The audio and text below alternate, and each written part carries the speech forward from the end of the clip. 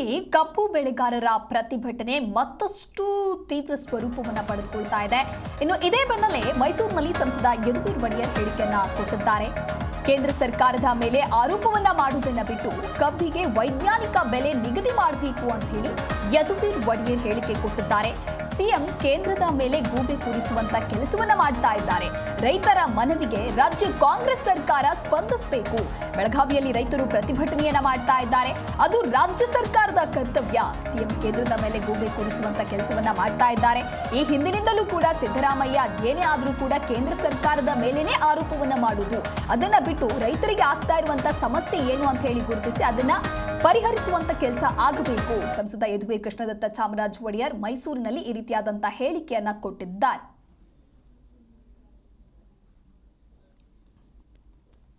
ಬೆಳಗಾವಿಯಲ್ಲಿ ಕಬ್ಬು ಬೆಳೆಗಾರರ ಪ್ರತಿಭಟನೆ ತೀವ್ರ ಸ್ವರೂಪವನ್ನು ಪಡೆದುಕೊಳ್ತಾ ಇದೆ. ಈ ಬೆನ್ನಲ್ಲೇ ನಿನ್ನೆ ಕೋಲಾರ ಜಿಲ್ಲೆಯಲ್ಲಿ ಸಿಎಂ ಸಿದ್ದರಾಮಯ್ಯ ಒಂದು ಹೇಳಿಕೆಯನ್ನು ಕೊಡ್ತಾರೆ.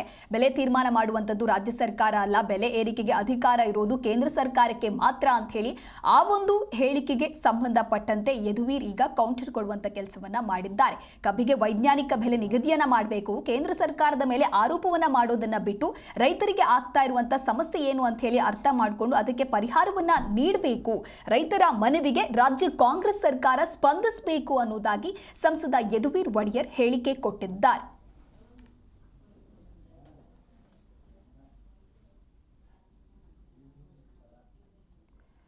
ಬೆಳಗಾವಿಯಲ್ಲಿ ಒಂದು ಕಡೆ ರೈತರು ಪ್ರತಿಭಟನೆಯನ್ನ ಮಾಡ್ತಾ ಇದ್ದಾರೆ. ಬೆಳಗಾವಿ ಸೇರಿದಂತೆ ವಿವಿಧೆಡೆ ಇದೇ ರೀತಿಯಾಗಿ ರೈತರು ಪ್ರತಿಭಟನೆಯನ್ನ ಮಾಡ್ತಾ ಇದ್ದಾರೆ. ಹಾಗಾಗಿ ರಾಜ್ಯ ಸರ್ಕಾರದ ಕರ್ತವ್ಯ ಇದು. ಸಿಎಂ ಕೇಂದ್ರದ ಮೇಲೆ ಗೂಬೆ ಕೂರಿಸುವಂತ ಕೆಲಸವನ್ನ ಮಾಡ್ತಾರೆ. ಇದು ಒಂದೇ ವಿಚಾರ ಅಂತಲ್ಲ, ಯಾವುದೇ ವಿಚಾರ ಏನೇ ಸಮಸ್ಯೆ ಬಂತು ಅಂತ ಹೇಳಿದ್ರೆ ಬರೀ ಕೇಂದ್ರ ಸರ್ಕಾರದ ಮೇಲೆ ಗೂಬೆ ಕೂರಿಸುವಂತ ಕೆಲಸವನ್ನ ಸಿಎಂ ಸಿದ್ದರಾಮಯ್ಯ ಅವರಿಂದ ಮಾಡಲಾಗ್ತಾ ಇದೆ. ಈ ಹಿಂದಿನಿಂದಲೂ ಕೂಡ ಸಿಎಂ ಏನೇ ಆದ್ರೂ ಇದೇ ರೀತಿಯಾದಂತಹ ಆರೋಪವನ್ನ ಮಾಡುವುದು, ಅದನ್ನ ಬಿಟ್ಟು ರೈತರ ಸಮಸ್ಯೆಯನ್ನ ಬಗೆಹರಿಸದೆ ಅನ್ನುವಂತ ನಿಟ್ಟಿನಲ್ಲಿ ಸಂಸದ ಯದುವೀರ್ ಹೇಳಿಕೆ ಕೊಟ್ಟಿದ್ದಾರೆ.